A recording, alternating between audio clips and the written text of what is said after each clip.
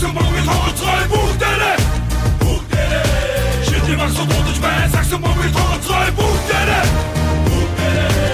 Ташитэй төсөлөө тоглож үгтэй дэвсэлээ Найс жуултан хуурч мураад хажуултан 2 3 4 5 тогоо нэмээд хажуултан холбож ороод тавтаа 20 таслаа зогсоо зүтгээд ирдээ зөрөө дөрөө тавтаа ингэж чамар шоди илүү юмгүй тавдээ дахиад дахиултay тогоо өсрэг ахуултay 20 баймаа татах тавтаа баймаа матах Тэбэ дургшаа алхмалмар аргшаа догшоо хоргшаа цагэргэндэ гошаа 2-1 галхан 2-3 оног чангаад шийдсэн мөнгөний даранда шийдэн магсуу самранда хамранда хотагаар дамранда хамранда галзуу хурдан сом көтөдгөн Орчодон орнаар өрсөлдөө Сайн байцгаана үзэгчдээ NBA Talk нэвтрүүлгийн 2017 оны 5 дахь дугаар та бүхэндээ хүрэх гэж байна. Мэдээж нэвтрүүлэг маань YouTube гэдэг сувгаар та бүхэндээ хүрж байгаа. 2 дахь жилдээ бид YouTube сувгаар хүргэж байгаа. Студид маань уламжлалсаар мэдээж Эрдэнэслэн Идрууган за дууцэг мэнэ гэж танилцуулах хэрэгтэй баг те.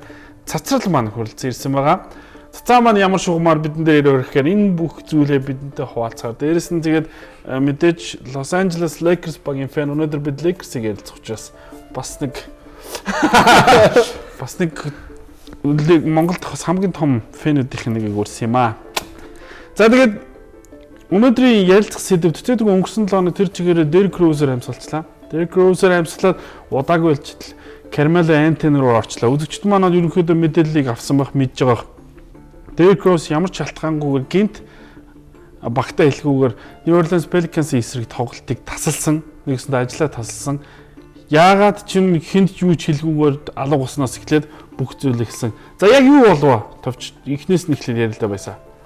Derrick Rose харин тэр одоо багтаа хэлэлгүй явсноос нэлээд шугам яахаар өдрөнд чинь хэлсэнчлэн 7 хоног л шугчлаа л та. Тэгээд яг тодорхой шалтгааныг бол хинч мэдээгүй. Derrick Rose өөрөө болон багийнхан гишүүдэд багийнхан найз нарт яг хувийн шалтгаанаар хийсэн гэж байгаа. Тэгээд ерөнхий яг зүгээр харж байгаа байдлаар бол Чикаготоос гэр бүлийнх нь өөрийнх нь ээж нь өөрийнх нь хүүн гэр бүл нь байгаа. Тэгээд Нью-Йорк хотод ганцаар авах нь дэндүү өтөртэй гэр бүлээс хол байх нь бас хэцүү болсон гэдэг нэг мэтгэд одоо барыг өөрийн мэдлэгэл онгоцсон зов явцсан юм байна. Нэг тиймэрхүү мэдээлэл байна да. Энэ идрээ тэр хооронд бас нэг юм байгаа штэ. Зодог тайлах тухай бодоод тийм учраас ингээд бүр бүх зүйлийг орхиод нэг л өдөр явсан Чикаго хот руу гэрлүүг явсан гэсэн нэг таамаг байгаа шүү дээ. Энэ бол одоо багтаа их сурвалж биш дээ. Өөрөө тэгж хэлээг учраас. Ер нь яг тэр үйл явдал гараал тэр чинь өглөөнийхөө бэлтгэл дээр байсан гэж байгаа. Тийм үү? Өглөөнийхөө бэлтгэл дээр байсан гэж. Тэгээд яг өдөр болоод орой болоод тоглолтын өмнө чинь бүгдээрээ буцаад халаалтнаа гараад ирсэн алга болцсон. Тэгээ холбогд утас байхгүй. Утас руу ярихад утас авахгүй байсан гэсэн. Тийм учраас энийг тухайн үед бол нөгөө сэтгүүлч чинь жигэн нөгөө уран нэг зарлалтаа хийн штэ. Тэрээс бүгдийг нэг бол бүх асуудлыг дийлгээл өмнөх асуудлыг яриад тэгээ нэгсэндээ баг гэсэн хүмүүс үүдээ баг зодод тайлж ийн явж гин. Одоо баг ингээд хин нөгөө Брэндон Дженнингс ингээд одоо үлдсэн өдрийн тоглолт гараа гарах болох нь. Өрөөзийг одоо солилцоогоор явуулна, өөрөө солилцоог шаардна. Буцаа бүүсдээ очивол яхав, рондогоор солилцвол яхав гэл ингээд сонин ярианууд бүгд л гарсан. Тэгээд яг өөрөө эргэж ирсэн хамгийн гол нь. Маргааш нь эргэж ирээд багтаага бэлтгэл хамрагдаад багийн зүгээс бол $200,000 одоо мөнгөний торгуудыг тавих ёстой мэдээж журнал захилав. Тэгэхдээ тухайн үед бол ихэнх хүмүүсийн бодлоор бол баг дахиад нэг хэд хэдэн тоглолтоор шийдэх бол гэж бодож ирсэн. Тоглолтын шийдэл оноогоогүй. Тэгээ энэ юуг харуулсан бэ гэхээр магадгүй одоо бидний бодож ирсэн тэр айхтар сүртэй шалтгаан биш. Тийм хөнгөн одоо яхааргүй тэр сэтгэл санааны шалтгаан байсан болов уу. Тэгээд энийхээ дараах 2 тоглолтод бол 20 дон аваад маш сайн тоглосон бас. Тэгэхээр энэ бол ерөөсөө тийм их эргэлзээтэй толгой эргүүлсэн одоо яг тийм сэдв асуултын хариулт тодорхой биш одоо болтол. Тэр яг энэ талаар юу гэж бодоход би ч өөрөө мэдэхгүй байна л да. Цацаа энэ талаар юу гэж бодов? Ер нь бол манай хүн жоохон ганцаардаад байгаа мó гэж бодож байгаа байхгүй энэ их том хотод одоо Нью-Йорк ч бол Америкийн хамгийн том хотуудын нэг шүү дээ. Тэгээд өнгөрсөн талархлын баярын өдрөөр ч гэсэн өөрөө Нью-Йоркд бас ганцаарсан юм хаашаа Мелогийн гэрт өөрийгөө уураад яваад очсон тийм зурагтай байсан. Тэгээд манай хүний хувьд бол хүүхдээ санаад байгаа мó, ганцаардаад байгаа мó, өмнө нөгөө нэг янз бүрийн шүүх хурд эднэр бас нэлээд их стресстэй байгаа юм шиг. Зүгээр бас нэг янз янзын мэдээлэл гарсан л гэсэн л дээ. Тэрэн донд нэг зүйл явжсан гэхээр хүүн Derrick Rose Jr. тийм Junior ээжтэй хамт байдаг.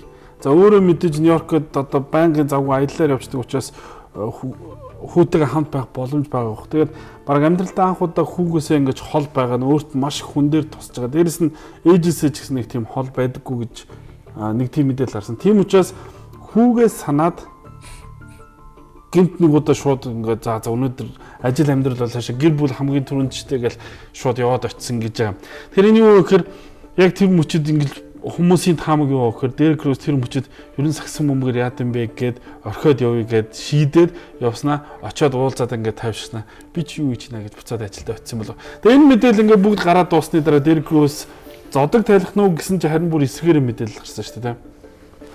150 сая 5 сая жилийн 150 саяын гэрээ буюу одоо 1 жилийн 30 сая доллар гэсэн үг. Нэгсэндээ нөгөө юуных Memphis Grizzlies-ийн хинтээ хамт хийсэн гэрээ ба шүү дээ. Conley хийсэн гэрээний дүнг хүсэж ийн гэсэн шуум бол гарсан. Өөрөө албасын тэрийг өөрийнх нь амнаас гарсан зүйл биш шүү дээ. Цаагаараа мэдээж нөгөө эйженсигээр төлөөлөлөө энийг одоо энэхүү шуумыг дэгдээсэн болов. Тэгээд энэ бол нөгөө хоёр нөгөө эсрэг төвөл болчиход байгаа байхгүй. Загсан өмгийн орхио явах гэжсэн хүн гэж яригдчихсэн зүйл гинт бүр урт хугацааны ийм өндөр үнэтэй гэрээг одоо юу гэдэг айлын багтаа ирэх 100 хийнэ гэдэг. Одоо энэ 100 хийнэ гэдэг. Нэг тийм үе үүд шүү дээ. Бүх юмыг орхиол. Нэх гой ингээл хөдөө газар очиод. Хүн болгон тохиолдог асуудал гэж би өөр боддоо шүү дээ. Ховдоо бол тодорхой хямралын үе. Хямралын үе. Тэгээ магадгүй яг энэ зөв бизнес одоо энэ лигийн тоглогч бүр чинь тоглогч бүр нь одоо бизнес мод шүү дээ. Тэгэхээр цаана ажиллаж байгаа тэр баг төлөөлөгчд зөвлөхүүд тэд нар магадгүй зөв энэ сэдвийг намжаахын тулд өөрсдөө нэг тийм санаа гаргаад зүрхэлсэн. Тэр шиг Дерек Роуз өөрөө ч тийм яриаг угаасаа тэр нь батлагдаагүй шүү дээ. Тэр зөв магадгүй зүгээр л олонний анхаарлыг арай нэг өөрчөө эргээр шилжүүлчихээ гэсэн бодлоо болов. Бас нэг тийм хамгүй. Тэр нь яг үндэ бол одоо үзүүлж байгаа тоглолтын арах юм бол Дерек Роуз жилийн 30 сая авах тоглогч биш шүү дээ. Гэхдээ одоо багийнх нь тэр үнд итгэх үү? Цаашдаа өөр багийнх нь ч гэсэн тэр үнийг 150 сая доллараар авах уу гэдэг бол сонирн байгаа байхгүй юу? Биш л дээ. Энэ угаасаа 150 саяын тоглогч биш шүү дээ. Одоо яаж ч бодсон. 2000 оны Роуз биш шүү дээ. Тийм үстэй дээр. MVP Роуз биш, MVP Роуз биш. Тэгэхээр ийм тоглогчид яаж 150 саяг угаасаа өгөх вэ? Тэгэхээр угаасаа Баясагийн ихтэй санал нэг байна. Худлаа одоо ингэж сэдвийг өөрсдөө хазаалах гэж зориод гарчсан PR минь багийн одоо хийж байгаа ажил болов. Дээрээс нь сая Роуз-ийн төлөөлөлт хэлсэн мэсэр Роуз угаасаа нэг мессеж яаж ч утсан мессеж явуулах хэрэгтэй байсан юм аа. Тийм баг. Яг энэ бол юу гэдэг NBA тоглолт анхны тохиолдол биш. Бид нар мэдээж одоо Milwaukee Bucks-ийн төвөнд тоглогч Larry Sanders бараг л нөгөө бүхэл тоглогч болохынхоо дөнгөж босгон дээр ирээд одоо NBA-г хайж ирсэн. Өмнө нь болохоор Andrew Bynum-ийн чи бид нар маш сайн мэднэ. Lakers-ээс солигдсоос хойш тэрөөсөө өдлөхгүй тэгээ явсараа тэгээд яг сэтгэл санаагаар унаад сагсаа бараг болоод хайсан. Өөр одоо бидний нөгөөг олон нийтэд бас мэдхгүй олон тоглогч зөндөө байдагလို့бодвол энэтэй холбоотойгоор сакс тоглох хүсэлгүй болсон гэдэг чинь хамгийн амар зүйл байхгүй. Яг тийм сакс тоглох хүсэлгүй болж исэн үе байна уу? Одоо ингээл одоо чинь идрээ бол одоо ингээл ерөөсө 7 өдөр саксаар амьсгалцдаг шүү дээ. Одоо ингээл тэгээд тийм үе чинь нэг бүр саксыг сонсомооргүй нэг тийм үе байдаг шүү дээ. Гэхдээ тэр бол ихэвчлэн сагсан өмгтөөгөө холбоотой биш, хөндлөнгийн үйл явдалтай холбоотой юм их байгаа л та. Юу гэдэг нөгөө ар гэрийн асуудал ч юм уу, ажлын дарамт ч гэдэг юм уу те. Сагсан өмгөөс өөр одоо юу гэдэг нэг тиймэрхүү асуудлууд бол тэр Роуз-ийн хувьд бол тийм асуудал бол гарч байгаа нь альтернатив цэцэг хэлдгээр яг харахгүй тэр хүүхдээсээ хол байсан асуудал. Яг л энэ чинь нөгөө хүүхдийн ээж бол хүүхдтэй хамт байдаггүй. Эхнэрээс бас салцсан. Яг албац хүрмээ хийгээгүй. Одоо нэгсэндээ яг тийм нөгөө төлөвлөсөн те нөгөө гэр бүлийг нөгөө юу гэдэг анханаас өөрчлөлтийг төлөвлөөд хүрмээ хийгээд хүүхдтэй болдог. Тэр замаар ихэнх харууд явдгүй шүү дээ. Энэ бол Америкт. Тэгэхээр яг тэр асуудлууд энэ дээр дахиад гарч л байгаа юм бол та. Америкийн одоо харуудын хэцүү амьдрал юу гэдэг. Тэгэхээр хүүхдээ санах асуудлаас ахварлал тэгэл энэ хүнд бол мөнгө л утаагүй шүү дээ. Мэдээж Adidas-ны хэдэн жилийн гэрээ хийлээд амар юм гэрээ хийсэн. Тийм учраас энэ бол санхүүгийн асуудал огт биш. Цэвэр тэр яг тэр шин том хотод л ерөөсөө ганцаарцсан асуудал бодвол. За тэгвэл Нью-Йорк Никсийн асуудал зөвхөн үүгээр дуусаагүй. Яагаад гэвэл тэд сүүлийн 10 тоглолтынхаа 8-д нь хожигдож шоод байгаа. За энэ дотор нэг ямар хожлоо гэхээр өнгөрсөн 7 хоногийн хамгийн гол сэдвүүдийн нэг болсон Philadelphia 76 багт тэр базар шотоор хожигддог ажил. Нью-Йорк 13 нэмэлтээр илүү явж исэн. Ер нь бол Philadelphia гэдэг баг за дээрээс Нью-Йорк гэдэг багийн нэр хүнд бүрэлдэхүүнийг харахад нэгэн бүр 20-30 хоногор хожих хэвээр баг. Гэтэл базар шотоор хожигдсон сүүлд тэр Carmelo Anthony-гийн хамгаалтаас эхлээд бүх зүйл одоо Нью-Йорк болохгүй байна гэдгийг харагдсан. Ер нь бүгд Нью-Йорк Никсийн талаар яриа л да энэ үйлрлийн талаар. Юу нь болохгүй болоод энэ баг одоо ингээ уналтанд ороо яваад байна. Ер нь бол яг анхнаасаа л филийн хүсчихсэн зүйл нь эхнээс л бүтлгүүцсэн шүү дээ. Carmelo Anthony-г авчираад Anthony-г хүрээлүүлээд нэг баг бүрдүүлээд аврагын төлөө дайралт хийчих гэсэн. Тэгээд тэр нь бол хүснээр нуулаагүй. Тэгээд энэ үйлрэлд яг Kristaps Porzingis өнгөрсөн үйлрэлд ирсэн руки тоглогч нь энэ үйлрэлд багийн баг лидер баг Мелогоор хүчээр шахаадах шиг тоглолтын харж хахад бол тэр нь сая сүүлийн тоглолт хүртэл харагдсан. Тэрэндээ Kristaps Porzingis шидэхгүй байсан шүү дээ. Тэр нь шидэхгүй баг 24-өө дуусгаад баг өөртөө ашигтай байсан шүү. Тэгэхэд тэрэн дээр 3 секунд довтлооны хугацаанд дуусгаад 3 секунд дутуу, дээр тоглолтын цаг дуусгаад 8 секундчлуу дутуугаад шийдсэн. Тэрийг зүгээр цагаа гүйц дуусгаад Тэнгүүд Порзинг шидэнгүүд Кармело Антони тэндээс яг хамгаалтанд хичнээн буцаас өмнө гарах хийсэн үйлдэл нь бараг л толгоо гараа ингээд дэлгээд толгоо өсрөл бутчихсан. Тэгээ эргээд яг нэг довтлооны төсөл дээр хамгаалтын төсөл дээр Кармело Антони өөрөө хамгаалтан дээр ямар жоохон бус тоглогчтой харьцуулан сул тоглогчлаа. Тэр нь л хараглаа шүү дээ. Өөдс нь маш жижиг юм. TJ McConnell гэж юм байсан бэ? Сая мэдчихсэн тийм тоглож байсан нэг. Тэр цагаан холбогдох гэж яг юу нэг байсан л да. Тэгээд ер нь TJ McConnell өөрийгөө энэ лигт байдэн шүү гэдэг хүмүүс сануулчлаа. Тэгээд Кармел тэрийгээ дагаад Никс та асуудал байна гэдгийг харуулчлаа гэж бодож байна. Эдгээр нэг удирдал эхлэхийн өмнө нэг юм яриадсан шүү дээ. Ингээл гурвалжин довтлогоо гингүүтэл Мело тэр нь одоо наадах чинь сонсохоос залхаж байна гэж филийн одоо нэг баримталж байгаа бодлогыг үгүйсгээл тэнгуү Джеф Хорнесыг бас тэр дундуур нь орж юм хэлэл ингээд гурвалжин дөрвөлжин довтлогоо биш гурвалжин дөрвөлжин хил амд болоод байсан л да тийм. Гурвалжин довтлого гэдэг юм анханаас ойлгоогүй. Би салтууны мэдээлэлд яхад Нью-Йорк Никс бол нөгөө Азия Томсын үеэс эхлээд бүтлэгдсэн шүү. Фил Жигснээс биш шүү. Фил Жигсэн бол угаасаа замраагүй баяг хүлээж авсан. Тэг жоохон сэргээх гэж үтсэн болохоос биш. Азия Томс байхдаа л ерөөсөө тэр баяг байхгүй л хайцсан. Тэгээд нөгөө гурвалжин довтлого гэдэг чинь бэлтгэл дээр өөрчлөлтөө яригдсан асуудал. Ойлгож байгаа нэг ч байхгүй. Саша Вуйчичиг авчирсан шалтгаанаар гурвалжин ойлгуулах гэж авчирсан шүү дээ. Саша Вуйчич эзэлж байгаа орон зай ямар бага байгаа вэ? Тэгээд дээрээс нь дэр чинь Рөзиг авчирч гарч чинь Рөз чинь яг нөгөө довтлогоор хөлбөрөөр явдаг тоглож биш. Нэгэн эсрэг нэг тоглолдог тий оролт хийдэг. Жоким Ноо болохоор үүдээ цэвэр хамгаалт наахаар яг тийж нөгөө юу гэдэг нөгөө бөмбөггүй нөгөө злон тавиал тэгж оролцож бас чаддгүй. Хвчлэн бөмбөг авч нөгөө дамжуул хийдэг юу шүү дээ төвнө олгоч. Тэгээ нөөс тэр чигээр замхраад болсон. Тэгээ сүүл юу ямар мэдээ гарсан гэхээр Антонигийн одоо нөгөө солигдох асуудал. Антоник ерөн сольж явуулсан зүгээр үгүй юу гэдэг. Тэгсэн нөгөө нэг тэр айхтар том заалттай юм байл л гэрээнд нь. Хэрвээ супер одоо бүгд авдаг шүү дээ. Тийм ингээл авдаг. Хэрвээ түүнийг одоо солилцоонд оруулах юм бол Антони өөрөө тэрийг одоо үгүй гэж хэлэх хэрэгтэй. Нэгсэн Босон Селтикс доохтой Кевин Гарнет ингэрий тийм байсан. Гэтэ Гарнет өөрөө зөвшөөрөөд Бруклин Нетс рүү явах солилцоог өөрөө зөвшөөрж ирсэн тохиолдол байдаг. Тэгэхээр энэ нөгөө заалттай хүчингү болох хоёр баг бол байж болох юм. Нэг нь Кливленд, нэг нь Клиперс гэдэг. Тэгээд Кливленд Клиперс хоёрын нэг нь л очих юм бол Антони бол зүгээр солилцоог бол асуудал явж болно. Гэхдээ энэ бол энэ жилдээ бол биелэх магадлал маш бага гэсэн мэдээлэл гарсан байгаа хамгийн сүүлд авсан. Өөд ч хэлцмээс ер нь Антоник тэгж нэг солилцоогоо хийхийг зөвшөөрж байгааг бил авах харахгүй байна гэдэг нэг зүйлийг ярьсан байлаа. Цацаагийн хувьд юу гэж бодож байна ер нь Никсийн талаар? Миний бодлоор бол энэ Кармело Антони, Дерек Роуз хоёр ерөнхийдөө бол яг хоорондоо уур амьсгалыг бүрдүүлж чадахгүй байгаа юм шиг санагдаад байгаа байхгүй. Тэгээд Дерек Роуз одоо яг ийм бодолтой байгаа бол энэ баг цаашдаа плей-оффд орж чадах уугүй гэдэг их сонирхолтой байна л да.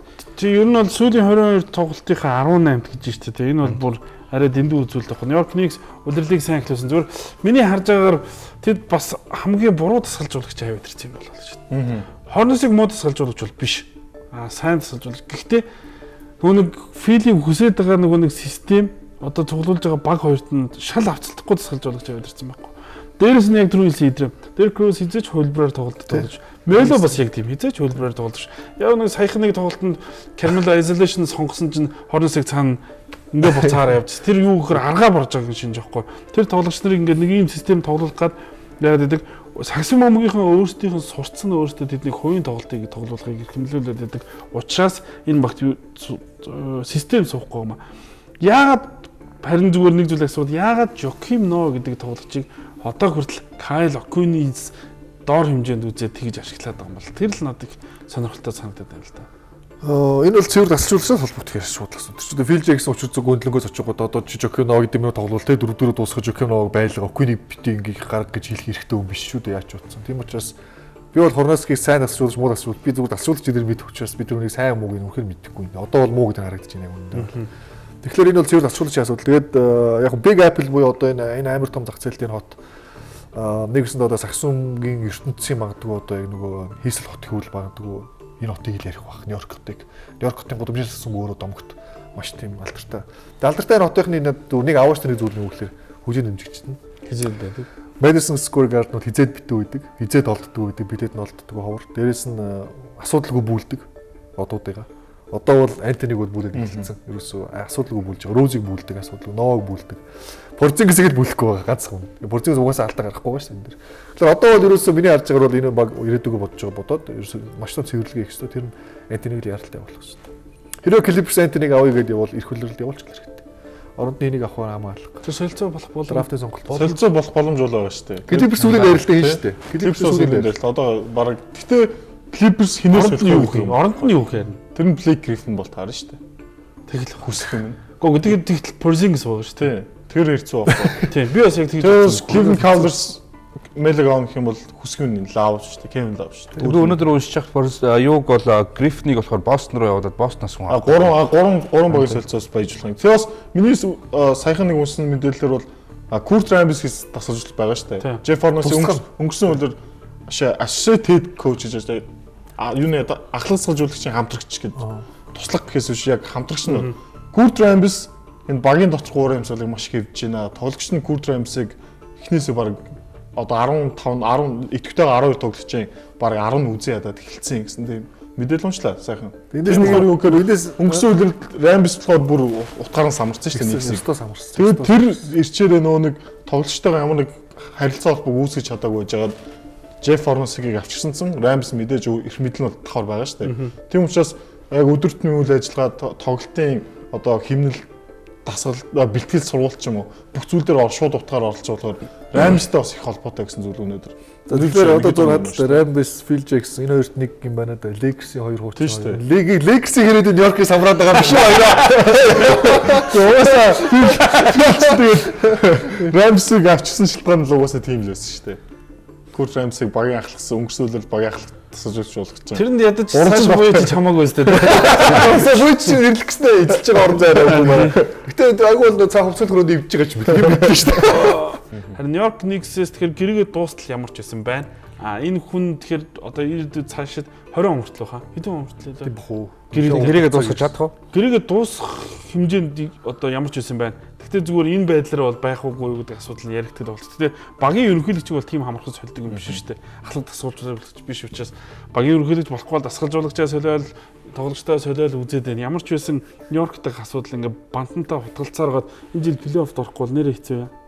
Орохгүй. Ийм гоё бүрдүүнтэй. Олоо. Одоо 60-д явчихлаа шүү дээ. 10-д явчих. Нью-Йорк утга бүүз орохгүй хэцүүчээд байгаа ч. Хоёр хүн байлаа л да ер нь бол Филийн орондоо орох гэдэг байгаа шүү. Нэрээ Sixers сүүлийн юу 6 тоглолтыг 5 дооч утсан уу? Тий. Амар. тэгээд зөвөр энэ өдрөө зүгээр сонирхолтой болчихсон гэсэн үүднээс зүгээр энэ Мелогийн солилцоо яаж болчихсон л гэж байна. Яг зөв Мелогийн солилцоо болохоор одоо нөгөө Альтруны нөгөө би нэг ундаг тоглоом яриад байсан шүү дээ. Өмнөх дугаараар. Эхний тоглоом их унагцсан шүү дээ. Нөгөө юу болоо сүлд чи ямар солилцоо. Атланта Хокс Кливлендээр солилцоос. Одоо дараагийн магадгүй Антонийг болоод ингээд цаашаа гоноо. Тэгээ Бостон Селтикс нөгөө юунаас те нөгөө Пол Милсапыг биш нөгөө Торонтогийн Пол Милсапыг аваад ингээд явсан гэх болов гэсэн зүгээр хамгийн сүүл авсан мэдээд нөгөө Торонтогийн Милсапыг авах гээд холбогдсон хамгийн сүүлд Атлантагийн бид Милсапыг өгөхөө боллоо. Энэ бол авч үлдэхээр шийдсэн гэдэг мэдээлэл гарсан байл. Тэгэхээр нөгөө одоо Энтони дээр их анхаарал гарч ирэх баг. Тэгээд сонирхолтой ямар Олстер үеэр ямар яриа яригдах болно. Олстер үеэр ч бүх багийн менежерүүд уулзалтаар бүх бизнесээ ярьдаг үе учраас тэр үеэр нэлээд яригдах баг. Хамгийн хэцүү юм чинь маш өндөр дүнтэй гэрээтэй байлаа. Тэгээд бүгд хэцүү л шүү. Хэцүү. Бүнд. Роуз техник хэмдгэрээтэй биш. Мелоч хэмд биш. Ноч хэмд биш. Энэ бол бүгд Jennings хэмдгэрээтэй багт. Би ингээд нэр яг тэр ингээд бодож исэн чинь Jennings хүртэл систем тоглолт биш шүү дээ. Тийм шүү дээ. Гэл залж байгаа л кроссовердол шийддэг. Тэгэхээр системгүй тоглогч нарыг цуглуулж систем яриад их нэр утахгүй юм даа л гэж. За Нью-Йорк Никсийн талаар яриага үгээр өндөрлүүлээд тэргүй энэ драма ингээд удирдлагын түвшин үргэлжлээд биднийг олон сонирхолтой зүйл хөдлөх болоо гэж бодож байна. Хэдэн ор миндраа эргэж уулзаад бид харин үүсч байгаа нэг багийн талаар ярилцах болно. Тэр нь өрнөд бүсгийн баг байх болно.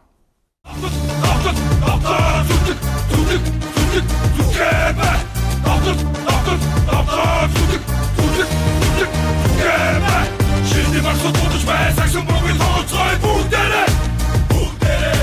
Şimdi maksud tutuş ve saksın bugün kontrol buhdere.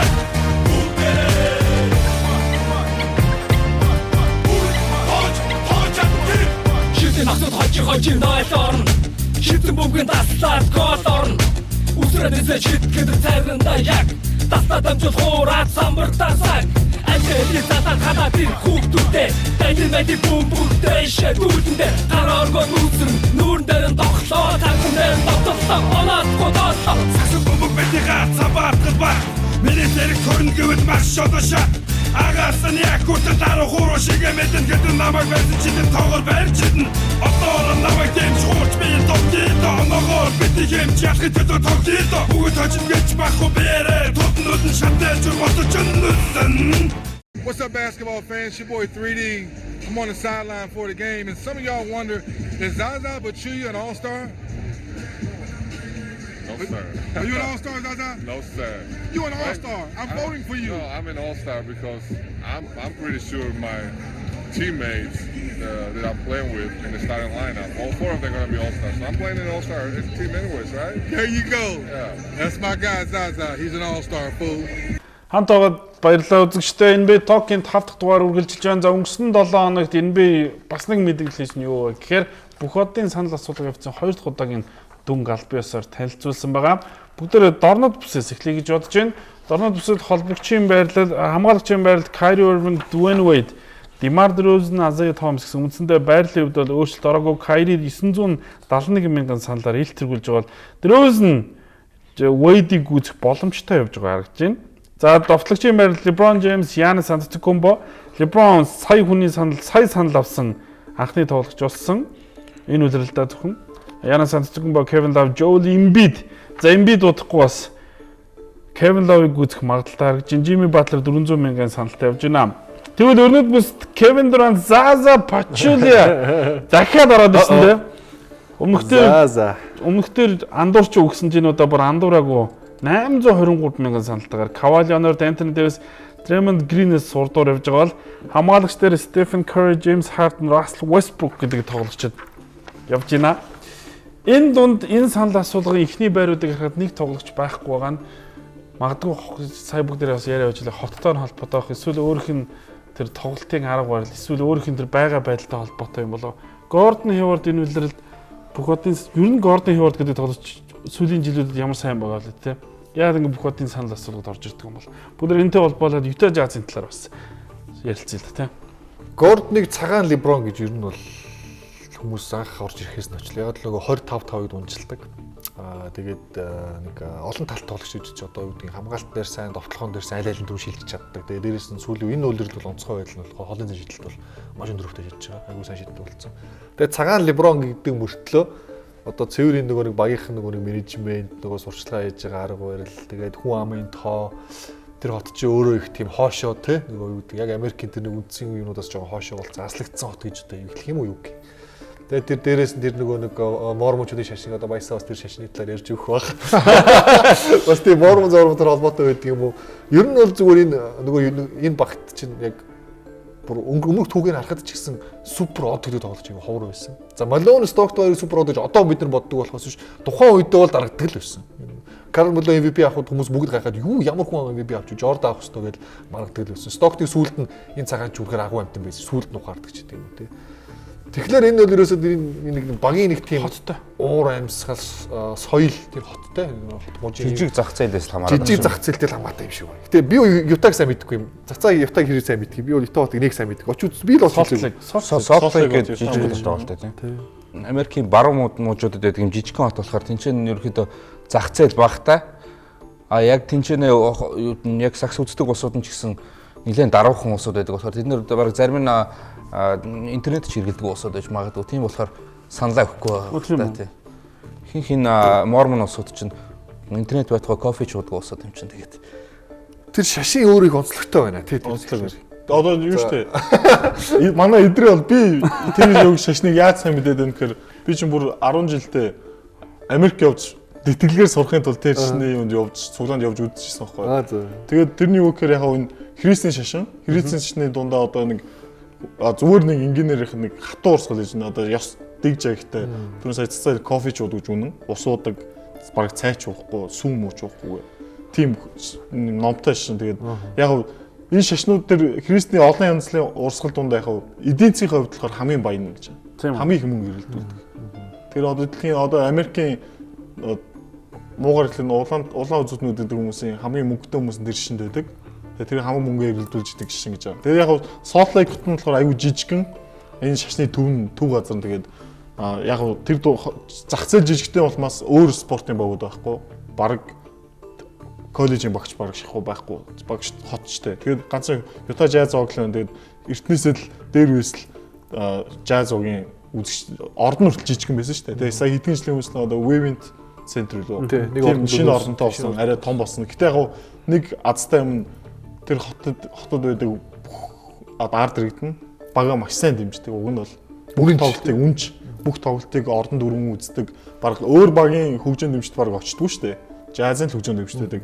Яг тэр талаараа уг нь тэмцсэн яг түрүүн цэцаг хэлсэнчлэн тэр бараг зарим хүмүүс нь интернет ордгүй ч биш магадгүй. Тэр зөвхөн Гордон Хейвордын ч зүгээр яг энэ чинь одоо багаас нь нэг тоглогч бүх одын хэмжээ статуст хүрсэн суперстарын статуст хүрсэн. Тэгээд бүх одын тоглолтод сонгогдох эрхтэй тийм тоглож байвал багийн сайн менежмент хийж. Одоо зөвхөн наацхан жишээлхэн Instagram ч юм Facebook хуудасуудаар багуудын үн дээр өөрийнхөө тоглолттой хаштаг vote, NBA vote гэсэн энэ тоглолтоо саналаа өгөөр. Эсвэл бүр одоо бүр амархан Instagram бүр амархан болсон шүү дээ. Story дээр бичлэг авчаад энийг дээшээ дараа гингүүд дээшээ дарахаар шууд санал өгөх юмнөр очичдаг, хуудсан дээр очичдаг.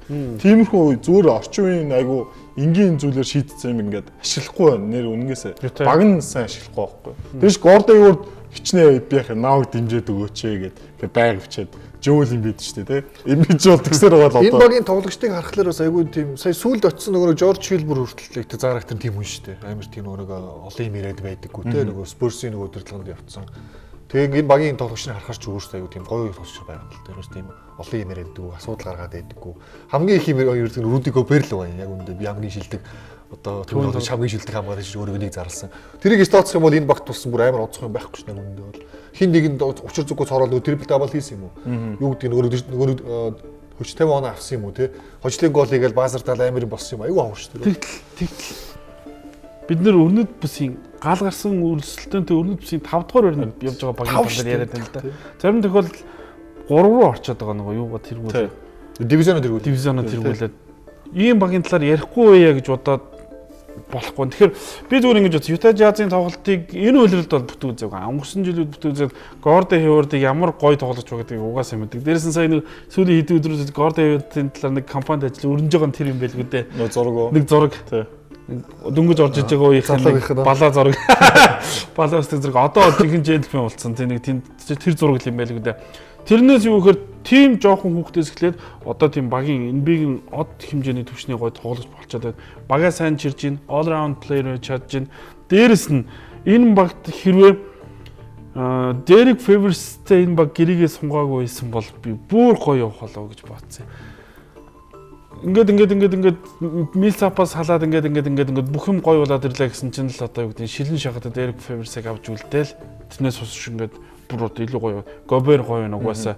Өөрөө Хейворд гоё байна. За энэ Жорж Хилийн солилцоо бол жинхэнэ алчиг солилцоо болчлаа гэдэг нь ойлгомжтой болчлаа. Тэгээд дээрэс нь энэ авсан тоглогч нь SG дээр байгаа энэ олон тоглогч нар нь бүгд тийм илүү тутам юм хүсэж байдаг мөртлөөсөө хийх юм хийгээ яваад байдаг. Маш гоё баг бүрдсэн юм байна. Энэ багийн амжилт нь ерөөсөө одоо бүх зүйл нь Queen Snyder дээр бууж ах шиг юм тийм үү? Queen Snyder бас хин нөө Lindsay багийн менежер шүү дээ. Ямар Lindsay вүлээ? Тий. Спорс юусэн. Тэгээ Queen Snyder ч бас Спорст ажиллаж байсан тийм. Осон Торост ахлагсалжуулж хийжээд юунд Спорсын бас юуны туслахсалжуулж хийдгүүстэй. Lindsay болохоор яг Queen Snyder Спорст ажиллаж байх үед ажиллаад Queen Snyder бага орох явсны дараа өөрөөдсөн бага орсон. Тэгээд явж байгаад юунд Jazz дээрээ ахлагсалжуулж авах болоход Snyder гэдэг утсан баг. Тэгээ Queen Snyder-ийн мэдээж Queen Snyder-ийн дасгалжуулалтын арга барилт холбоод хоёрт нь тэр Lindsay-гийн менежменттэй маш холбоотой. Тэр юу гэхээр багаа бүрдүүлсэн байдал одоо яг энэ багийн үндсэн суурь нь яг 3 жил хамгийн багадаа 3 жил болчихлоо шүү дээ. 4 жил ч юм уу.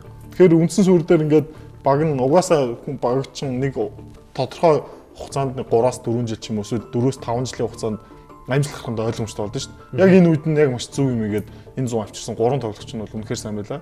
Сая чиний хэлж байгаа чиг Жорж Хил бол алчиг солилцоолоод Жов Джонсон байна, Борис Тяв. Энэ хоёр бол яг бүр нэг багт дутагдаадсан өнгөрсөн жил байгаагүй тэр туршлага гэдэг юм чи авчирчлаа. Тэгээ сэлгэнээс гарч ирээд хоёлаа яг статистикийг харах юм бол нэг сайн юм ш. Би бол энэ үйлрэл Utah Jazz-ын тоглолтыг нэг 4 юм уу 5 тоглолт үзлээ. Үнэхээр гоё тоглож байна. Дээрс нь Rudy Gobert сайн байна. Яг Derek Favors гимтээд идэг. Үнэхээр одоо шилэн битэн хүмүүс нэг. Гэхдээ Derek Favors яг байгаа үед бол үнэхээр сайн. Байгаа үед бол Gobert Derek Favors-тэй баг самбарт үзэн гэдэг бол үнэхээр том асуудал байхгүй. Favors нэг зүйл нэмсэн байгаа ш тоглолтонд. Дундаа 3-аас шиддэг болсон. Тийм үү? Хоёрын жавжин дээр зогсож. Жавжин дээр 3 шидэд багаа 3 шидэлтэй өөрөө 3-т явж илээ бүр. 40. Энэ өдрөд бол яг онцлох юм нь болохоор энэ Gordon Hayward тэр хин хоёр хамтдаа байх юм бол Энэ нь хоёр чинь хамтдаа байсан үедээ баг 9-0 хожигдоог байгаа шүү дээ. Жорж Хил хоёр тийм. Тэгэд өнгөрсөн аваргуудтай тоглосон тоглолтын дээр ямар сайн тоглоод багаа авч яваад сүүлийн 2 үлрэлт Golden State аягүй сайн үзэж байгаа баг шүү. Тэгээ би хэлжсэн нөгөө плей-офф ирүү сүүлээр юугаар ихийн төрөг таарах юм бол эвгүүтэн шүү. Нөгөө Dallas Golden State 2-1 сүүлдээ гарч амир юм бол. Тэгээ сүүлийн 6 тоглолтод Cleveland Utah тоглосон тоглолтууд хожиг байгаа юм шүү дээ. Тэр чинь амар байгаа. Jerry Sloan зодогдайснаас хойш гэсэн шүү дээ бүр. Sloan зодогдайлаа 6 жилийн хугацаанд гэж юу. Шашнаас нь бол тийм үү. Өдөр нөгөө нэг бид нар нөгөө хайлгын плеймейкер руу ярих ороход одоо эхлээд энэ Жорж Хил ирэхээс өмнө холбогч нэг тийм сайн байдаг байлаа шүү дээ. Одоо юу гэдэг бүх зүйл Гордон Хейвард ирдэг. Бүх зүйл Гордон Хейвардаас явдаг байсан бол одоо бол Жорж Хил ирснээрээ санаачлаг плеймейкер бол биш тийм үү? Угаасаа плеймейкер тоглож биш. Зүгээр холбогчоор гардаг гэсэн шидэх чиглэл юм байдаг. Спурсээс л тэгж ихсэн. Гэхдээ нөгөө нэг бас эн чинь лигт олон жил болцсон туршлагаараа тэгээд довтлогыг санаачлаг ихлүүлсэн. Дээрээс нь Гордон Хейвард чиг хайдаг тоглож байхад Хил, Joe Johnson, Boris Diaw гэх нөгөө тоглогчдын сайн үргээ гүйцэтгэхэд эхлэхээр энэ баг түрүү хэлсэн байсан гэсэн. Яг тийм туршлага дээр гоё сэнэглэгдээд явж байгаа. Гол бас амжилтны үгээр би Rudy Gobert их зүйл оноомор хамгаалалт довтлогоо бүх зүйл дээр тэгээд 2 дахь боломжууд дээр Gobert-ийн оруулж байгаа үүрэг нь оролцоо маш их байгаа. Тийм учраас энэ багийг хэрвээ би юу явах юм бол плей-оффт харахыг хүсэж байна. Магадгүй өстө 8-аар гараад ч юм уу юугаар гараад нэгээр 2-оор таарсан Сан Антонид таарах юм бол би л энэ баг дээр 7 тоглолт гарна шууд. Гэхдээ яг ер нь одоо яг хийж байгаа үзүүлж байгаа тоглолтыг харах юм бол бүр эхний төргийг бүр талбайн давуу талтай чиглүүлсэн. Эхний дөрөв болох юм. Тийм зүгээр магадгүй. Тэгэхээр би бол юуг Utah Jazz-ыг хийж энэ үлрэлт бол өнгөрсөн үлрэлтсэн ярьсан уг нь Utah Jazz цаг нь ирсэн байгаа юм даа гэд ярьж л байсан. Тэгээд энэ үлрэлт бол 2 дугаар шатнд гарч чаасаа л гэж үзэж байна. Тэгээд эхний шатыг талбайн давуу талтай эхлүүлээд 2 дугаар шатнд гарах боломжтой л харагдаад. Тэгээд бас энэ үлрэлт нэг тоглолт шиг сая ерөөсөд дурсан үнээр гэх юм. Joe Ingles Австрал үнэхээр сайн бүр яг одоо лигт идэж чинь. Одоо араас нь Dante гэсэн бас гимтэл нь илаашаад одоо өнгөрсөн үлрэлт бол огт тоглоо. Тэрний өмнөх үлрэлт орон гарan байжгаад энэ үлрэлт баг руки шиг л шүү дээ. Шүүгчнэр аягүй халтай үлээдэг. Тэр тоглолтын арга барилаас арай нэг өөр стилээр тоглодог болохоор энэ гадаад тоглогчид бас Америкт шүүгчнэр бас арай амархан алдаад дууддаг гэж. Энэ үлрэлээс бол Rudy Gobert бол өнгөрсөн үлрэлүүд бол Rudy Gobert нэг өмнөний үдс бар зүгээр өсрөхөөл алдаа үлээж байсан. Энэ үлрэл тийм байхаа болж байна. Энэ юу гэхээр Rudy Gobert өөрөө Америкийн сагсанд тасж байна. Хоёрт нь өөрийнх нь арга барилыг шүүгчнэрсэн мэддэг, өөрийгөө таниулаад. Тэгэхээр Dante гэсэн араас нь одоо хин Gobert Ingles хоёрын араас Dante гэсэн өөрийгөө таниулаад эхлэх юм бол Utah Jazz бас цогсооход бас чангалаа өгöd. Memphis-тэй их төстэй баг шүү дээ. Энэ бол хамгаалтаас довтлогоо шилждэг. Тэгээд дээрээс нөө систем аягүй сайн суурилсан. Нөгөө жиг нөгөө дасчуулж байгаа үгээр явдаг баг. Хинч зүрдгүү те. Тэгээд яг нөгөө довтлого ирэх нь бол асуудалгүй одоо юу гэдэг эрхийг өгцөн тоглогч ганцхан ерөөсөө хэвэрдэл байгаа. Буснуудыг зургаар довтлдаггүй шүү дээ. Харамсалтай нь өнөөдөр Родны Худ шагаандаа маш хүнд гэмтэл авсан. Тийм Родны Худ энэ амжилт нь бас их хамааралтай шүү. Энэ зүйлийн тесрэлт нээлт болчиход байлаа шүү дээ. Өнгөрсөн яг удирдлын төгсгөл сайн байсан ч гэсэн. Гэхдээ яг хөө тэгтээ өнөөдөр тэр нь одоо муу мэдээ болж байгаа ч гэсэн ер нь бол хүнээр туслуулаагаар явсан нэлээд урт хугацааны гэмтэл байж магадгүй бити хүнд байгаас л гэж найдаж байгаа гэсэн. Гэхдээ нөгөө нэг сайн мэдээ Alec Burks шүү дээ гэмтлээс эргэж ирээд бараг л бүтэн удирдал байсан юм тоглож сая хөгжлийн лигт өнгөрсөн 7 хоногт хөгжлийн лигт одоо нөгөө форм олохын тулд тоглож байгаад одоо өссөн өсөөгөө багтаа туслах хэрэгтэй болж байгаа шүү. Тэгэхээр ямар ч үсэн SG-ийн байрал дээр зүгээр Родны Худ байхгүй ч гэсэн ер нь бол хангалттай нөөцтэй одоо English байна. Joe Johnson. Ер нь хинч бэрцсэн энэ багт асуудал үүсдэггүй шүү дээ. Нөгөө араас нөхд төрж хэлнэ үү? Нөхд аяг бол сая нэг хэсэг нөгөө Жорж Хил байхгүй удаа сэлгэний холбогч Шелвин Мак ямар сайн болсон. Нөгөө нэг Raul Neto гэж нөхд. Raul Neto-г яг хүсэл лиг рүү явуулсан байлээ. Гэхдээ Raul Neto одоо ирэх. Neto IQ аяг өндөр юм байлээ. Уг нь бол аягүй сайн тоглож байхгүй. Олимпиар барьсан. Нөгөө нэг Rick Rubio нэг анх ирээд IQ нь одоо яг Европ юм эсвэл өөр Европ тоглож исэн тоглогчид ирэхээр нөгөө нэг саксомгийн IQ сайтай нэ яг би хөгжил физиологийн хувьд арай дутаад байгаа юм шиг тийм байна. Яг тиймэрхүү зүйл ажиллахад тэрнээс ингээд дасаад эхлэх юм бол бас одоо Rick Rubio-ийнхаа орон гарантсан Raul Neto Rick Rubio-с илүү ч болж магадгүй шүү дээ. Тэгээ нөгөө хамгийн сүүлийн асуулт заваа асуулт байна. Авраг авах юм уу? Заваа асуулт энэ ойлгомжтой юм шиг авраг авах хэмжээний баг болоогүй шүү. Арай болоогүй. Арай болоогүй. Яг нөгөө авраг авахыг зорддог баг гэдэг нь өөр л дээ. Тэгээд яг бас нэг юм байгаа юм байна. Зээлээс авахлаа хүн бүх баг зорддог баг Chicago Bulls зорилго өөр. Utah Jazz зорилго бол авраг Rondo зорилго байгаа юм шүү. Тэгэд юу гэхээр одоо Gordon Hayward-ыг яг хичнээн өөр багууд руу явж магадгүй гэж яриад байсан. Gordon Hayward одоо бол энэ зам юу болж та. бүр багаас хамаарлаг хүчлээд байгаа л шүү дээ. Тэр багтаа гэрээхт нөө 5 жилийн бараг 300 сая маяг 200 үед. Тэгээд нөө өөр багт очих юм бол 4 жилийн бараг 100 сая. Яг тэр чи одоо ирж идэх. Тэгэхээр Gordon Hayward-ыг авч үлдэх боломж бол Utah Jazz-д байгаа байхгүй. Тэгэхээр Hayward-ыг авч үлдлээгээд цаана дахиад өөр тулч авах ч боломж гарч иж байгаа. Яг George Hill бас дээрээс нь жилээ тавиад байна. Жорж Хил гэхдээ өөрөө үлдмээрэн дээрээс нь Utah авч үлдмээрэн гэсэн хэлсэн байсан шүү дээ. Тэгэхээр ямар ч байсан бид одоо байгаа Utah Jazz-ыг нэг дахиад нэг 2-3 жилд ямар ч байсан харах болоо гэж бодож байна. За баярлалаа. Хэдэн орны дараа бид цацаагаа нэлээ яриулъя. Энэ ширээн дээр байгаа зүйлсийн талаар тэгээд түүх хүрнүүлэх баг. Тэгээд энэ ширээн дээр байгаа зүйлстэй холбоотой багийн талаар идрээ тэнд ярих гэдэг аазгаа нөлөөд баг шиг байна. Сайн яриараа заяа. Сайн яриараа. Хэдэн орны дараа идэх байхгүй. Захирлын зовлон багш. Гортоныг спайс авчаа сайхан ирдэгсэн.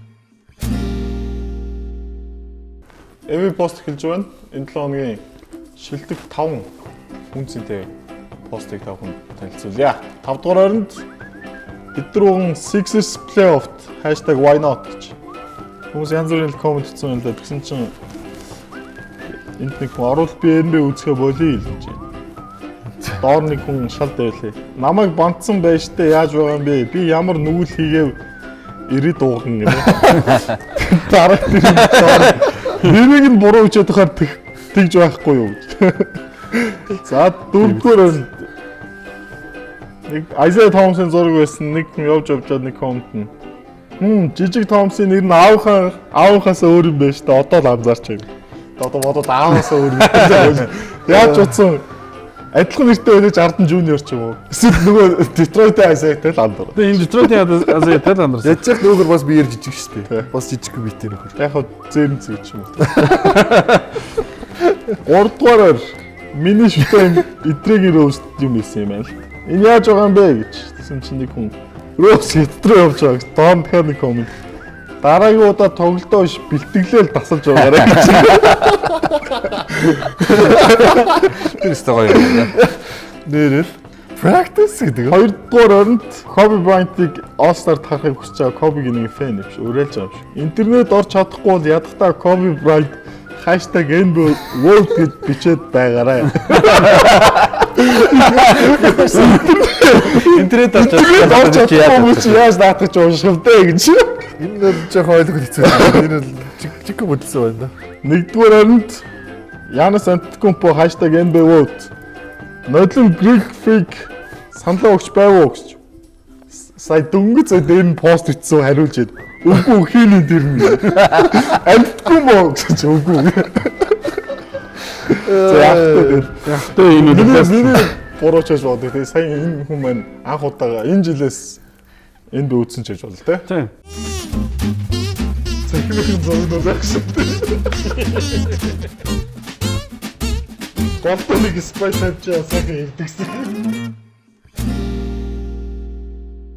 За цацаа энэ ширэн дээр авчирсан зүйлүүдээс хуваалцаж одоо энэ эдрэгийн сонирхол тэр чигээр л явж байгаа шүү гэнэ тийм үү. Ер нь бол карт энэ ч одоо тэгээд алтай байлаа шүү дээ жоохон багч. Энэ бол Монголд одоо нэг дэлгэрдгүүс хоёр шүү дээ. Гэтэл бол Америкт бол сая LeBron-ы рүүки жилийн юу чи хэдэнд бол 75 мянга болоо 150 мянга болоо. Угаасаа рүүки картнууд их өнөр өгдөг үстэй тийм. Рүүки жилийн картанд ихэд тийм өнөр зарж байгаа. Ганцхан юм дөрвөлжин шиг цаас ч дээ чи. Цаас. Тэг карт цуглуулахын одоо давуу тал юу вэ? Ашиг тус эсвэл юу юм бэ те. Соёл нь юу вэ? Ерөнхийдөө бол мэддэггүй үнд эн чинь зүгээр л нэг карт цаас л байгаа байхгүй. Тэгээд би чинь 93 4 оноос ихтэй цуглуулсан юм аа. Тэгээ сүүлийн нэг 5 6 жил жоохон орхигдуулчаад байгаа.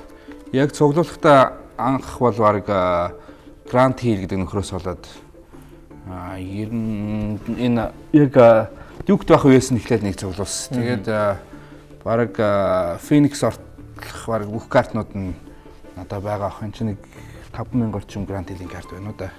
Зөвхөн Grant Hill нь үү? Харин тий. Зөвхөн Grant Hill. 5000 Ха? Тий, одоо цаашаага бас нэг цуглуулах юм бол нэг 1000-аад карт авах л байгаа. Энэ Phoenix Suns-д орсноос нь шүү тэгээд бараг сонирхолтой болоод. Grant Hill-ийг тэгэхээр чи анх дэмжиж эхэлсэн гэсэн үг. Анх Grant Hill-ийг дэмжиж эхэлсэн тий. Тэгээд хизээ яаж яваад энэ юу руу орсон юм? Коби Брайантыг анх энэ шал өөр юм ярих гэж байгаа болов гэсэн чинь шал өөр юм. Коби Брайантыг анх лигд орж ирэнгүүт нь ерөнхийдөө энэ Коби ч өөрөө юунд тоглоагүй шүү дээ. Коллеж тоглоагүй. Тэгээд мэддэхгүй байж байгаа л ороод ирсэн. Тэгээ Коби Брайантыг юунд лигт орж ирснээс хойш маш их сонирхоод энэ хүнийг шүтэн бишрээд ингээд баг 20 жил дагаж явсан. Кобигийн карт гэх юм бол яг энэ өөрийнх нь гарын үсэг. Яаж яваад гарын үсэг нав? Энийг одоо гараг барьсан хүн. Гэтэ гарын үсэг нав. Би гарын бол нэг 3-4 удаа барьж үзсэн юм аа. Тэгээд цаашаа хоёр. Мондөг маа. Тэгээ нэг азгүй юм болохоор ганц ч удаа зураг авах үзэг бол. Тэр барьж байхгүй биш үү? Тэгээ энэ анх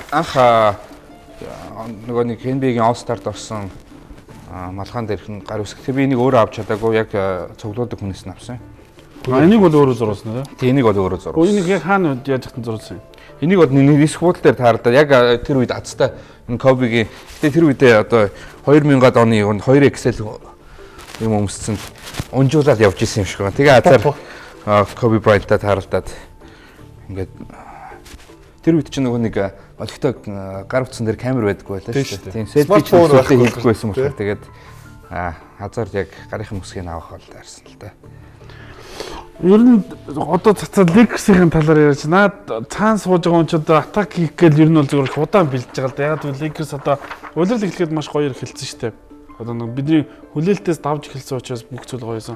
Одоо бол эргээгээд ингээд нөгөө багийн амжилт унаад яг ерөнхий дүр төрх нь харагдаад тэгэхээр чиний хувьд энэ жилийн Lakers болоо сүүлийн жилүүдийн Lakers-ийн бодлого. Тэгээ Lakers бол ерөнхийдөө бол одоо яг бэлтгэгдэж явж байгаа баг л да. Одоо плей-оффт орно ч тийм үү авраг болно гэж ярихад дэндүү эрт байна. Энэ баг бол 2-3 жил ямар ч гэсэн бэлтгэгдээд явах бах. Lakers багийн дасгалжуулагч Люк Волтон басанд хотынхын хүмүүс маш их баяртай байгаа. Энэ жил яг юу улирал эхлэхийн өмнөхөн би лейд байж таарсан. Тэгээд тэр хотын уур амьсгал ер нь ямар хотын уур амьсгал ерөнхийдөө бол өндөр итгэсэн байд тоглолтод ирцүүлэх маш сайн байгаа шүү дээ. Ямар ч байсан Clippers бол Lakers-ээс өмнө авраг авахгүй хотын хүмүүс бол итгэлтэй байгаа. Тэгээд энэ жил бас явж байгаад Complex Con гэдэг нэг шоун дээр D'Angelo Russell-тай бас нэг хальт гар зөрүүдэд өнгөрсөн байгаа. Тэгээд хотынхан ч гэсэн маш итгэл өгж байгаа шиг байна. Тэгээд энэ жил Lakers дэрсэн тийм Brandon Ingram-д ч гэсэн энэ ерөнхийдөө бол Kobe шиг тоглож болж чадах байхаа гэсэн найдлага бас байгаа. Тэгээд манай хүн бас тэр удирдал ихэд маш сайн тоглож байсан одоо бас жаа. Яргаад минут олдохгүй л баг шиг байна. Тэгж анзаардаг. Тэгээд бол юунд миний сонирхоод асуулт нь D'Angelo Russell-ыг хөгжөөнд дэмжсэн юм хэр хүлээж авч байна. Ер нь ямар хөө. Яа хинтээ эйгүү нэг янгтаа нэг эйгүү асуудал өнгөрсөн үлрэл араас нь тийм тэр нэг тэр бол жоохон хүүхдээсэн тиймэрхүү алдаа гаргах нь тийм ээ. Тэр хүмүүс зөвлөж бариагүй болох. Одоо тэрийг өөрөө мартсан юм шиг. Одоо мартсан хэрэг. Тэр үед чинь одоо дахиж хизээч идэхгүй барихгүй нэ тэргээл. Тэр чинь яг нэг локер руунд байгаа хүмүүсийн хувьд тэр чинь яг хамгийн болохгүй зүйлийг хийж байгаа. Тэгээ Lakers-ийн фэрэд мартахтай амарх юм билээ. Асуудал. Муу юм бол дорн март. Маш ур чадвартай фэр. Хүмүүс ингэж л яриад байгаа. За Lakers-ийн талаар бид түрүү хэллээ шүү дээ. Улирал эхлэхэд нэг юм хүлээлтээс давсан эхлэл тавьсан. Гэхдээ одоо яг нэг тийм туршлага байхгүй, юу байхгүй гэдэг юм л харагдаад эхэллээ л да. Ер нь Lakers-ийн одоогийн байгаа бүрэлдэхүүнд итгэж ийн энэ хоёр. Би угаасаа л итгэхгүй байгаа шүү дээ. Айгу боороо би бас дотроо бодолтой л байгаа л да мэдээж нэг хүлээлт нэг ямар нэгэн төвчл. Яг зүгээр угаасаа яг улирал эхлэхэд угаасаа миний амиг бас маш сайхан таглаж чадсан тэгээд. Нөгөө Jordan Clarkson, D'Angelo Russell, Julius Randle энэ гур бахад хизээч Lakers болгохтой байхгүй гэж би өнгөрсөн улирлаас л ярьсан. Тэгээд энэ өдрөл бол эхлэлээ бол маш сайн хэлээ. Одоо яг юу нь болохгүй эхлэл бол яхаа одоогийн байдлаар зүгээр дахиад нэг одоо улирал яг голдоо орж байгаа үед дүнэлт тэгээд улирлын эхлэлийг залуу насны аа гомбороо маш сайхан хийжээ гэж бодож. Ерөөсөө л юу шүү дээ. Улирлын өмнөх хүлээлт эхлэл юмуд чинь хүмүүс яг мэдээж шууд таамаг дэвшүүлнэ шүү дээ. Хүмүүс болохоор улирал эхлээг байна, дөнгөж эхэлж имплект таамаг дэвшүүл. Бид нар таамаг ярих л шүү дээ. Бидний их ажилчин л угаас таамаг дэвшүүлэх шүү дээ. Тэгээ би маш сайн санддаг нөгөө юу гаргаад улирлынхаа нөгөө чансааг авах бичээд хамгийн анхныхаа чансааг гаргахад би Lakers-ийг 29-д битсэн. Sixers-ийн дараа Sixers хамгийн яа л тийм. Тэгээ 29 өчигүүд боо болсон байхгүй надад урч атаклаад. Тэгсэн нөгөө 10-10-г эхлээ тавихгүй даа чинь тий яг нөгөө плей-оффын байралтай яваад бараг л ихний бараг нөгөө 4-5 руу бараг оронгоо алдчихсан санагдаж шүү нэг хэсэг чинь бараг. Тэгээд ярьж яхад нь болохоор би заам таглагдлаа гэдэг магадгүй одоо баясаатай адилхан. За энэ чинь үнэхээр сайн баг бүрдсэн юм байна гэж харсан чинь улирлын ихэнд угаасаа багууд бүгдээрээ өвчрөө олоогүй байгаа үе. Ялангуяа багуудын хамгаалалт. Тэр үеэр Lakers-ийн бол ягаад гоц хорч амжсан. Ялангуяа Nick Young-ийн шийдэлд орсон тий. Хэдийгээр нүүр D'Angelo Russell бэртэлтэй байсан ч гэсэн Lakers хожил яваад байсан шүү дээ. Яг тэр нөхцөл бүрдэнд таарсан болохоос биш. Яг одоо байгаа энэ баг за Luke Walton-ы арга ухаан сайн баг бол биш. Тэр бол ойлгох. Гэхдээ Luke Walton-ы нөгөө дасгалжуулж байгаа арга ухаанд бол хүрэх тийм баг бол биш нэгдүгээр шүү дээ. Тийм учраас энэ багаас плей-офф хүлээх бол хаа байсан болоогүй. Одоо бол нэг суперод хэрэгтэй гэдэг зөвлөл хэвээрээ байна. Одоо байгаа хүмүүсээр суперодод бүгдүүлвэл хэний суперод бүүмэд Russell суперод болохгүй баг. Тийм учраас би зүгээр Lakers-ийн байруудыг тэр хүлээлттэй бити өндөр тавьяач л гээд байгаа юм. Гол юм. Одоо юу гэдэг нэг алтан мужийнхныг хоцсон шүү дээ. Өдрлийнх нэг Golden State Warriors-ыг хожингуут л бүх юм дээшлээл бараг л одоо плей-оффт гарна шуугаан тарна гэдэг шууд авах. Тэр чинь авар болдог өдөр шүү дээ. Ямар ч зүйл тийм бол тийм учраас би хэлээд болсон ш. Би яг нөгөө жигэн шүмжир бол би дахиад лигийн хамгийн муу агууд энийг хийвэрэл байгаа. Lakers-ийн фэнүүдээс асууж та танаа боны ирээдүйн Lakers-ийн фэнүүд ирээдүйн яг юм бэ? Эсвэл ирээдүйн яг юу юм бэ? Юу Ирээдүйн авраг. Юу юм бэ гэдэг чинь үгс үг. Чи одоо хин юм бэ? Эсвэл юу юм бэ? Аваач авраг гэж за хизээ юм бэ? Би яаж мэдээ. Чи тодорхойгүй ч би яаж мэдээ. Гэхдээ дасгалжуулагч яг ажиллаа аваад удаагүй байгаа шүү дээ. Яг өөрийнхөө багийг бүрдүүлж амжаагүй байгаа байхгүй. Энэ чинь дахиад солилцоо явагдана. Тэгэхээр та нар өөрснөө тавьсан хугацаа байж л байгаа шүү дээ. Эдэн үлрэлийн дараа гэдэг хугацаа байгаа. Яаж амжаагүй байгаа. Ямар ч байсан клипсээс өмнө те. Хугацаар чадвар клипсүүд байсан болов. Амжигдцаа.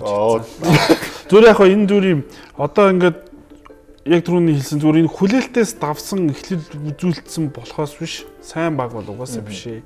Тэгээд дээрэс нь одоо яг ингээд энэ уйлал урт явах тусам нөгөө тоглогч төр ирч хүчин унаад яг мөн чанараараа тоглолт нь явж эхэлдэг штеп. Өөрийнхөө яг чадамжийн хэмжээнд тэр чадамжийн хэмжээнд тоглолт нь яваад их тэгэхээр үсцсэн үсээгөө 3 дугаарын төгсгөлд бол унчаад байх. 3 дугаарын төгсгөлөө хийж чадахгүй байна гэдэг чинь тэр багт ур чадвар дутуу байна л гэсэн үг байхгүй. Яг систем нь бол үнэхээр энэ одоо юу гэдэг залуучуудад тохирж бол хамгийн сайн систем байсан. Энэ багийн ирээдүйн хийм бэ гэвэл одоо ерөөсөө л Ingram. Ingramд л бүх all инээ хийгээл тавиал бусдын бол нэрээ яасан ч яваа. Randle-ыг байлгахыг бодоход Ingram Randle хоёр дээр тулгуурлаад ямар би зөв Randle-ыг үлдээх нэг шалтгаан ганцхан шалтгаан л харна. Тэрний юу гэхээр сагсан бөмбөг өөрөө хүссэн үсээгүй жижигхэн рүү хитрхэн шилжиж байна. Би нэг 2 жил хагас өмнө Draymond Green сагсан бөмбөгийг өөрчилж байна гэж нийтлэл биччихсэн. Яагаад вэ гэдэг.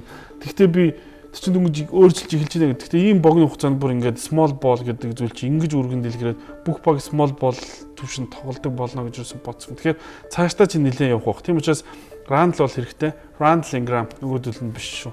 Багийн лидер чи юм бахав? Ingram. Одоогийн лөө? Ingram болно. Яг одоогийн лидер чи. Нөгөө Lou Williams. Райлт жилиг байсан. Ingram дээр ихтэй ялтаа бид зүрийн бодолтой явдаг. Яг үлрэл эхлэх юм бол Ingramыг Durant-тай шууд харьцуулсан шүү дээ. Тэр бол болов. Тэр болгол харьцуулсан. Гэхдээ одоо ингээ харахаар юм Durant байгаа байхгүй. Durant чинь орж ирсэн жилдээ тий бас онаалтар багаа шүү тэр үйл 20 доноод унчлаад хоёр төлөрлөөс ахуулаад бараг одын төвшөнд очиод All-Star гараад эхэлсэн. Шууд нөгөө бэлэн бүтээгдэхүүн байсан байна. Ingram бол бэлэн бүтээгдэхүүн биш. Цэвэр нөгөө түүхийг бүтээгдэхүүн эмбэд ирж байгаа учраас за 2-3 үйлрэл бол Ingramд бол хэрэгтэй. Тэгэхээр тэр хугацаанд танай багийн удирдлага менежмент энэ багийнхаа юу гэдгийг тэр төлхүүрийн Ingramд атгуулаад Ingram жишээл сая миний ганц ойлгоогүй юм бол Lowell-ийг авсан явдал байхгүй миний бүр ойлгоогүй юм. Тийм. Ingram нүрхээр минут өгөөд Ingramыг хөгжүүлэх гээд байгаа юм бол яагаад Ingramын байрал дээр давхцсан үнийг авчиргуудаа гараанд гаргачих вэ гэдэг айгу утгагүй санагдсан. Уусаа ойлгоогүй юм зөндөл бол. Тэгэхээр би бүр багийн менежмент чинь би санаа зовж байгаа юм аа. Энэ бол энэ байдлаар энэ менежмент одоо бол Jim Bast бас хугацаа өгсөн байгаа шүү дээ. Тэгээ хугацаа өөрөө хэлсэн байсан. Өөрөөсөө хугацаа өгсөн байсан. Тэр чинь ингэсэн. За би энэ багийг 2017 он гэхэд авраг авах хэмжээний баг болгож чадахгүй бол ажлаа өгнө гэдээ амлцсан байсан чинь саяхан юу гэж хэлсэн бэ гэсэн чинь манай авраг авах замдаа ингээд орцсон. Тийм учраас би ажлаа өгөхгүй.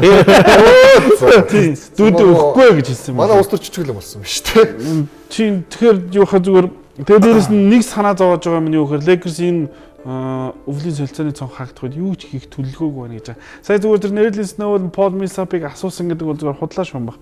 Яг гэх юм бол Mitch Kupchak өөрөө хэлсэн шүү дээ. Энэ 100 үнэ үл юу ч хийхгүй.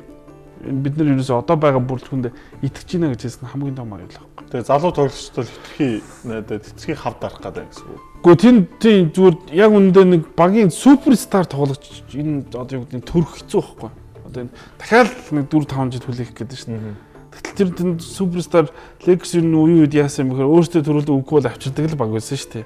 Тэгээ тийм ч н одоо болохгүй л авчирдаа гэдэг юмруу шилжихгүй гаргах гал байгаа байхгүй. Тэгтээ одоо гол нь энэ нөө зэрэг суперстар болж чадахгүй шүү дээ. Тийм шүү дээ. Яг одоо Хин багийн ирээдүй биш юм уу цацаа? Холбогч Russell, D'Angelo Russell.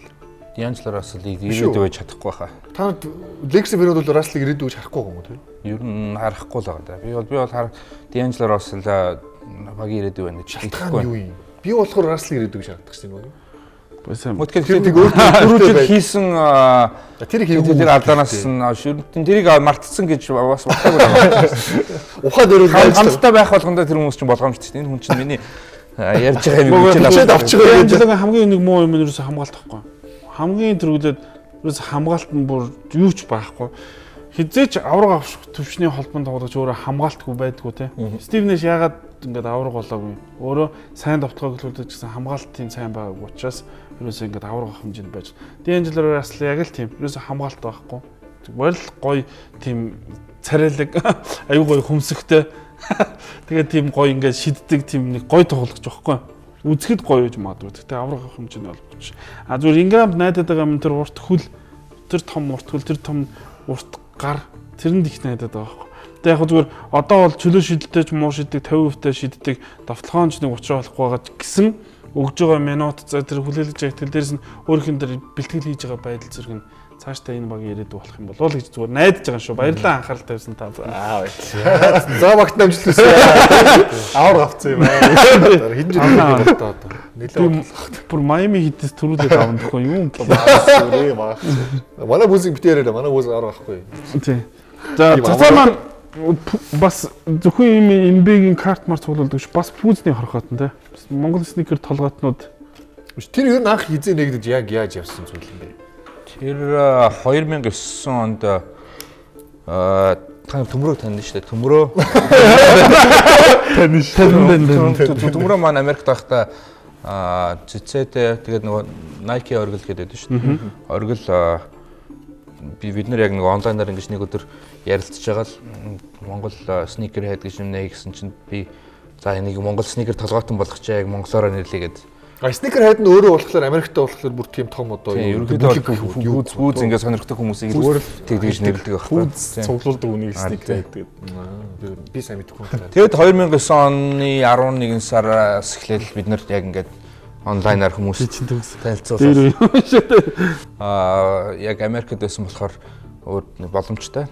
Тэгээд өөрийнхөө ажилласан мөнгөөр нэлээ их бүү цуглуулсан баг нийтээ өөртөө 600-аас 700 бүү авсан байхаа. Тэгээд одоо хэдэн байгаа вэ? Одоо 100-аар л байгаа хэрэг. Хэдэн бүүзийг ээлж дүүхтэй 100 бүүзийг чи ингээд жилийн турш ээлжиж өмсөх. Тэр чинь тэгэл зарим нь хүнтэй солино. Явах нь шүү дээ. Шинээрээ зарим нь байна. Тэгээд бид нар болохоор би нэг Монголд амьдралыг ярил л да. Пүүз ихлээр бид нар ингээд нөгөө ах нарыг хараад нөгөө нэг тэр хүнийг шууд пүүзээр нь дүгндэг гэсэн баггүй жоохон багтаа бол тий.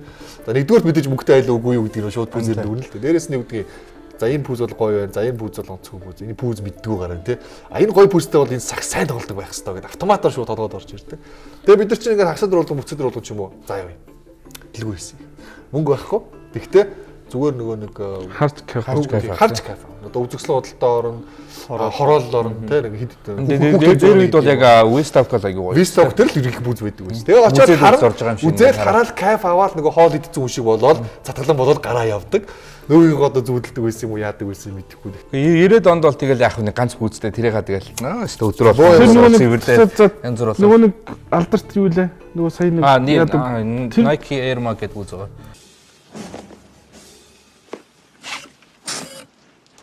laces. All right.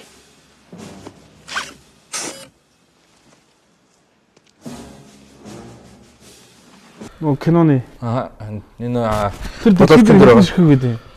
Энэ болохоор 2011 онд 1500 хосыг гаргасан. Тэгэхээр тэр үедээ болохоор энэ нөгөө киноны гол дүр Michael J. Fox гэдэг хүний Parkinson's гэдэг өвчтөй. Тэрэнд нь мөнгө босгох зорилгоор хандвийн санд нь 1500 бүзийг яг ингээд eBay дээр дуудаг хулдаагаар зараад ерөнхийдөө дундаж үнэ нэг 2500-аас 4000 долларын үнд зарагдсан баг. Тэгээд тэр үед 5.6 сая доллар яг босгоод. Тэгээд тэр нь болохоор энэ 2016 оныхоос нэг ялгахт зүйл нь автомат үдээсгүй байсан байхгүй. Тэгээд яг хэрвээ та нар санаж байгаа бол кинон дээр нь 1990 оны 1980 оны тэр кинон дээр нь яг ийм автомат үдээс гардаг шүү дээ. Яг ингээд гутлаа өмсөнгүүт тэр нь үлддэг. Тэгээд тэр нь болохоор яг 2015 онд болох үйл явдлыг ингээд зүгэнсэн байдаг шүү дээ кинон дээр. Тэгээд яг нэг юун дээр hoverboard-н дээр ингэж хийсэн биз дээ. Өнгөрсөн жил болохт нь яг тэрнийг ганцхныг Nike Michael J. Fox ингээд дурсгаад ерөнхийдөө бол энэ ингээд хийдэг болцсон шүү. Манайх ингээд ийм автомат үдээстэй болцсон гэдэг. Тэгээ энэ жил 89 нөгөө кино 89 онд гарсан болохоор 89 хосыг зөвхөн юугаар 3-ыг нь болохоор дуудлага хулдаанд ор зараад үлдсэн нь болохоор хүмүүс $10 тэр нөгөө нэг евро онлайнаар хандивлаад тэгэхдээ өөрийнхөө арзмаар зүүрийг явуулаад ингээд мөнгө босгосон. Миний хувьд болохоор би за ингээ Монголд байгаа юм чинь тэр $10-ыг өгөөд би байх хэцүү. Тэгээ дөрвөөрөө яриад тэр үед ингээд нэг онлайнаар нэг юм аппликейшн маягийн бөглөө гаргаж иж бөглөө тэрийг нь болохоор зөвхөн Америкт байгаа Канадад байгаа хүмүүс зориулсан тийм юу тийм аппликейшн нөгөө нэг Америкийн Канадын салбар руу явуулах тийм боломжтой байсан байхгүй. Тэгээд манай дүү миний өмнөөс нэг 4-ийг өөрийнхөө өмнөөс нэг 2-ыг нөхрийнхөө өмнөөс нэг 2-ыг ингээд бүглээ явуулсан байхгүй. Тэгээд хичнээн хүнээс чи одоо нэгэнд одоо болсон гэсэн үг. Бодол хэдийн сая хүнээс үү? Тий, угаасаа сая 6.7 сая доллар цуглуулсан гэр чинь баг 600 мянган хүн тэр юугаа явуулсан бөгөлсөн баг. 600 мянган удаа бөгөлсөн ч юм уу. Миний хоцсон тэр size 9 бол 42 хагас арзмаарийнх нь болохоор 22 хэн хосыг л үйлдвэрсэн юм байл. За тэгээ одоо өртгөн үнэн нь болохоор яг тогтсон үн байхгүй ингээд хэн хэдэн төгрөгөө зарцуулж чадахгүй гэдгээр явж байгаа. Гэхдээ энэ Хонконгд зарагдсан нэг пүүзэн болохоор $106,000 хүрсэн. Тэгээ нэг нь Лондонд яг дуудлагаар зарагдаад $54,000 хүрээд тэгээ хамгийн үнэтэй нь Нью-Йоркод $200,000-аар. Тэр чинь 500 сая төгрөг гэсэн үг шүү. Чиний хэд өрөх вэ? Би яг дэлгүүрүүдээр яваад ингээ асуусан чинь $35,000 яг одоо өгье гэдэг. Өгөөд авъя гэж байна уу те? Тэгтээ ч өгөөгүй. Тэгээ би одоохондоо өгөөгөө наашаага авчрыг гэхээр бас нөгөө нэг батарейнаас нь болоод батарейтай. Тийм тэр нөгөө батарейтай гэрэл ластыг пүүзийн автоматаар нөгөө чангалж суулдаг болохоор би наашаага авчрахад бас үнэтэй байсан болохоор авчрааг одоохондоо Америкт байна. Одоо тэр чи тэр пүүзийг юу яах гэж байгаа? Ер нь зорилго. Тэр чинь угаасаа айгу өнөрчүүл зарч байгаа. Айгу өнөрчүүл зарч байна. Тэгтээ хоёр байгаа биш те бүр. Би надаа 2011 онд дуудлага худлаанаас би нэг 2-3-ыг аваад нэг нь явуулсан Монголд байгаа бах. Тэгээд өмнөх чинь мотор өөр юм биш үү? Өмнөх нь бол зүгээр ингээд өмсдөг. Зүгээр өмсдөг, зүгээр өөрөө үүддэг юм биш үү? Одооны сүүлд гарсан бол яг автоматар үүддэг. Тэрнээ сакс тоглож болох уу? Тэрнтэй ерөнхийдөө сакс тоглож болохооргүй юм байна. Би сакс тоглож байгаа хүмүүсийг харсан л да. Тийм. Би тэрийг бол нэг ганц 2 удаа өмсөд яасан. Яг нөгөө цааны гутал гэдэг нь шүү дээ. Яг тэрэн шиг л ингээд гой барьж тийм. За ямар ч үсэн сонирхолтой мэдээлэл өгсөн цацаад их баярлалаа. Тэгээд Legacy ирээдүйд бас их ихтгэлтэй явд юм байна. Тэгсэн боцноос их ихтгэлтэй явд юм байна. Багаас солих гэдэг чинь ингээд Майами болох гэдэг чинь Чикаго болох гэдэг чинь. NBA Talk-ийн 5 дугаар энэ хүрээд өндөрлж ийн үзэгчтэй. Тэгээд удахгүй бас бүх одын гарааны 10 тодорхой болно. Бидний дараагийн дугаар тодорхой болчихно. Тэгэхээр хамгийн гол энэ гараа бол яг ингээд тэтгэр хамгийн сайн байгаануудыг шилээд оруулчихна. Хамгийн гол зүйл чинь сэлгийг яаж сонгох вэ гэдэг дээр бид нар өөрсдийнхөө хамгийн дэвшүүлэн тэр юу болох уу гэдэг хамгийн сонирхолтой сэдв рүү удалдаа нэг өсөндө хагас руу орж ийн гэсэн үг. Түүнээс хойш дандаа плей-оффын тухай ярианууд дөрнөх юм аа ингээд хамтаас үзэгчтэй баярлалаа. Дараа 7 хоног тэргүүл уулзлаа. Баяртай үзэгчтэй. Bye. Чишт олох дуртай, бис чүрстэг үстэй. Амтангаар уудаг ус ундаа мүстэй. Олноороо охид өгөд оноогоор тэмцэн, тоогоороо тэмцэн, толгоороо хүлхийг үлдэн. Хин хинээ үзэх шудраг тулаан. Гарны илсэн баг, бусдын талбайг улаан. Тоглоомод хожигдсон 5 бүкс улаан. Боцоотой бүцгүү халаас бид улаан. Шийдэн мангас байвал огтуд ангас гэл. Хожиг шантас байвал нэр чин мангас гэл. Байлаа шиг сайн бол өрг тийш ханц гэл. Чүүгэн тас гэл. Эргчдөө нэр минь энэ тоглоом хүн бүхэн дуртай. Эргчдөө нэр минь энэ тоглоом хүн бүхэн дуртай. Шинэ багсууд удаж бай саксон богны тооцоо бүгдээрээ. Шинэ багсууд удаж бай саксон богны тооцоо бүгдээрээ.